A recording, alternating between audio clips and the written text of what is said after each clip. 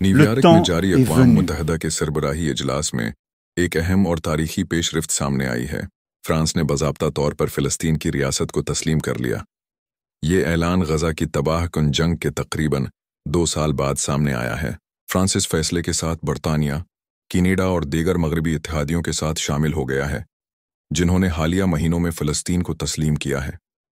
Tahim Israel ने उस इक़दाम को सख्ती से मुस्तरद करते हुए फ्रांस और दीगर ममालिक को तनकीद का निशाना बनाया है। फ्रांस के सदर इमानुएल मैक्रोन ने उस मौके पर कहा कि फ़िलिस्तीन को तस्लीम करना मशरिक़ वस्ती में देरपा अमन के लिए एक फ़ैसला कुन कदम है और आलमी बरादरी को इस मसले के मुनसिफ़ाना हल के लिए मुत्तहद होना चाहिए।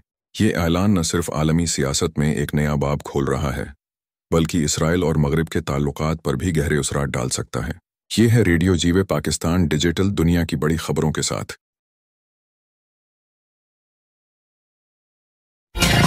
आपकी और हमारी पहचान FM जीवे पाकिस्तान।